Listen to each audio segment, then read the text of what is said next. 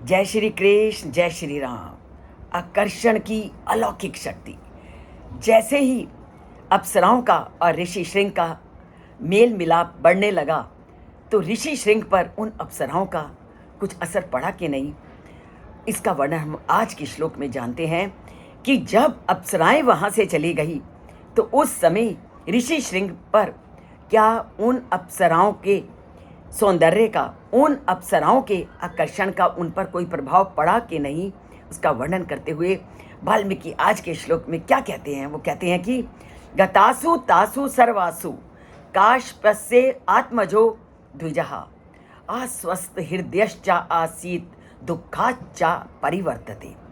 जैसे ही अप्सराएं वहां से चली तो पूरी तरह से उनके मन में उनकी सुंदरता के सभी दृश्य काश्यप आत्मजो ऋषि श्रृंग, कि ऋषि श्रृंग के मन में अनेक भावनाएं, अनेक इच्छाएं उत्पन्न होने लगी। यहाँ पर ऋषि श्रृंग के लिए काश्यप आत्मजा शब्द का प्रयोग किया, जबकि हम अभी तक कहते आए थे कि ऋषि श्रृंग विभांडक के पुत्र हैं। पर काश्यप आत्मजा, क्योंकि ये काश्यप विभांडक के पिता थे, इसलिए काश्यप के पिता विभांडक और विभांडक के पुत्र ऋषि श्रृंग, इसलिए उनको काश्यप आत्मजो भी कहा जाता है। अब अप्सराएं गई, अप्सराओं के सौंदर्य ने तो पूरी तरह से ऋषि श्रृंग को झकझोर दिया। पूरी तरह से उनके सौंदर्य से वो मोहित हो गए और उनके जाने के बाद अस्वस्थ हृदयश्च आसीत, उनका जो हृदय था बहुत अस्वस्थ हो गया। वो पूरी तरह से उनका मन उन्हीं अप्सराओं को के बारे में सोचने लगा, उनकी सुंदरता से आकर्षित हुआ, उनका मन अनेक विचारों और इच्छाओं से युक्त होने लगा।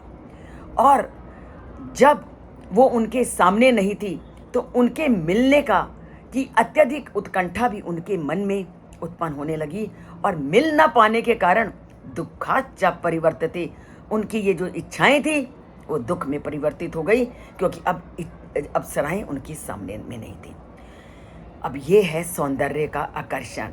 इसीलिए आप अपने इतिहास को उठा करके देखो कि किस तरह उर्वशी, मेनका इत्यादि ने बड़े बड़े ऋषियों की तपस्या को भी भंग किया। तो सौंदर्य का, आकर्षण का कितना अधिक महत्व है, कितने मन को ये व्यक्ति के विचलित कर देती हैं, पूरी तरह से वाल्मीकि ने आज स्पष्ट कर दिया। और ये विचलित करती हैं, विचलित करने पर भी हमें विचलित नहीं होना, ये भी साथ में संदेश देती हैं कि विचलित करने वाली परिस्थितियों में भी अगर हम अविचलित रहते हैं तभी हमारे जीवन की सार्थकता है। विचलित करने वाले पदार्थ आएंगे और वो हमें प्रभावित करेंगे, पर उन प्रभावित करने वाले पदार्थों के रहते हुए भी हमने प्रभावित नहीं होना, अब प्रभावित रहना है। यही वाल्मीकि के आज श्लोक का उद्देश्य है। तभी तो गीता में क्या कहा था कि जैसे जल में कमल रहता है पर जल उसको गीला नहीं करता, उसी तरह तुम भी संसार में रहो, पर ऐसे रहो कि सांसारिक पदार्थ तुम्हें अपने आकर्षण में न बांध सके। तो ये भी एक उद्देश्य है इस श्लोक का।